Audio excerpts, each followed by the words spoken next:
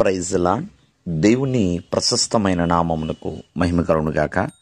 ప్రభు నామమున మీ అందరికీ హృదయపూర్వక వందనాలు. ఈ ఉదయకాలము దేవుని వాక్యాన్ని విందాం. సామెతలు 14వ అధ్యాయము 30వ వచనము. సాత్వికమైన మనస్సు శరీరమునకు జీవము.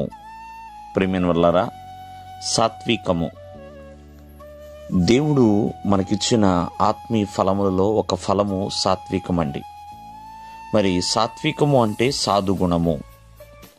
కావున అటువంటి ప్రశాంతమైన హృదయము ఎవరికైతే ఉంటుందో వారి శరీరానికి జీవం అనేది ఉంటుందండి.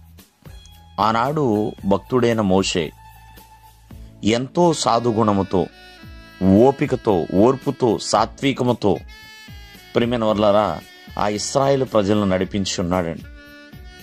ఎంతో సాత్వికముతోనే, అంటే చాలా ప్రశాంతంగా ఉన్నాడు కాబట్టి ఫరో ఎదుట తను నిలవబడగలిగి ఉన్నాడు. అంతేకాదు ఆ ఇశ్రాయేలు జనాంగం అంతటినీ కూడా మరి 40 సంవత్సరాల పాటు వారిని నడిపించడానికి ఆ సాత్వికము తనకి ఎంతగానో ఉపయోగపడింది. కావున సాత్వికమైన మనస్సు ఆరోగ్యము అని దేవుని యొక్క వాక్యం సెలవిస్తుందని. మోషే గురించి దేవుడే చెప్పాడు. మోషే మిక్కిలి సాత్వికుడు, అంటే ఎంతో సాత్వికుడండి. కావున సాత్వికమైన హృదయము ఎప్పుడు కూడా జీవమే.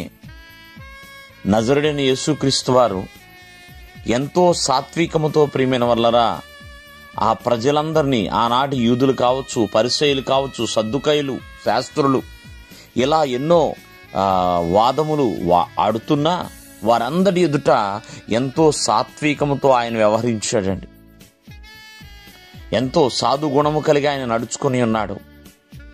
కావున ఆత్మీయ జీవితములో సాత్వికము అనేది ఒక ఫలము లాంటిది. కావున దాన్ని ప్రతి ఒక్కరు కూడా కలిగి ఉండాలండి. ఎందుకంటే సాత్వికము నిన్ను గొప్ప చేయను అని దేవుని యొక్క వాక్యం సెలవిస్తుంది. ఉన్నతమైన స్థాయిలోనికి తీసుకువెళ్లేదే సాత్వికము. ప్రియమైన వారలారా, సహించే మనస్సు ప్రతి ఒక్కరిలో ఉండాలి. సాధుగుణము ప్రతి ఒక్కరిలో ఉండాలి అండి. కావున అటువంటి సాత్వికమైన మనస్సు కలిగి ఆత్మీయ జీవితంలో ముందుకు కొనసాగు. దేవుడు మిమ్మల్ని ఆశీర్వదించునుగాక. ఆమేన్.